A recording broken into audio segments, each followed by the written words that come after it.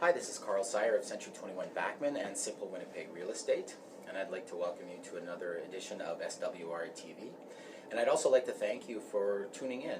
The last couple of posts I put up, the response has been unbelievable. I've had so many views and lots of questions and lots of inquiries, so thank you very much for watching, and I ask that you continue to watch, and hopefully I can continue to put out information that you find interesting. Yesterday I was actually reading that 30% of the homes that got sold in Winnipeg last month sold above list price. So what that means is that there's still what we call bidding wars happening in the marketplace. They're probably not as prevalent as a year or two ago, but they're still happening. So if you're out there looking for a home in Winnipeg, chances are, pretty good chance, that you may look at a home, fall in love with it, and you may be faced with a multiple offer situation. And in those situations, a lot of times I'll sit down with a client before writing, they'll go, well, how much should we offer so we win the home, we win the bidding war?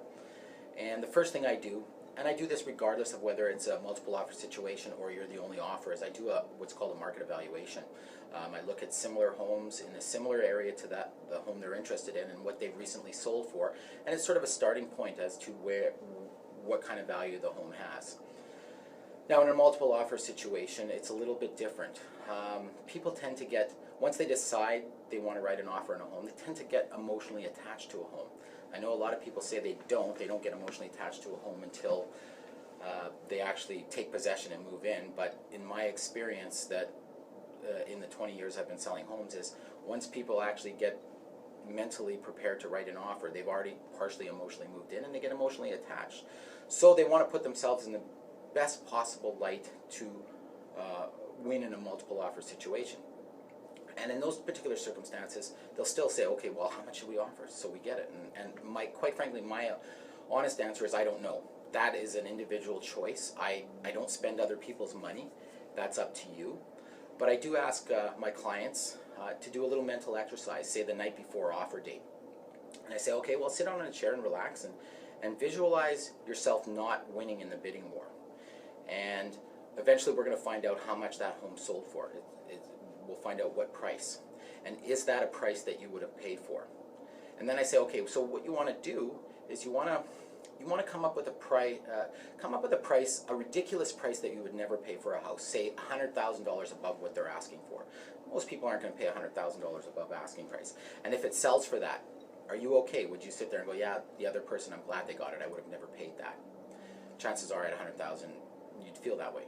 And then you gradually work your way down. $75,000, still probably thinking, yeah, the other person can have it. I like the house, but not that much.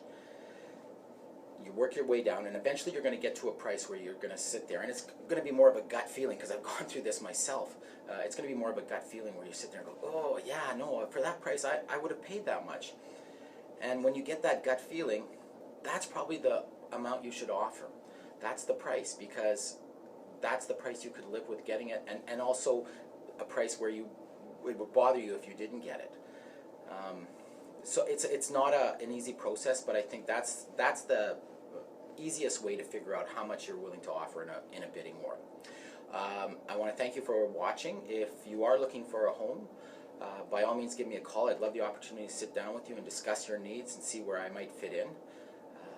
Give me a call. Again, it's Carl, and my number is 204-999-6493. Thank you very much.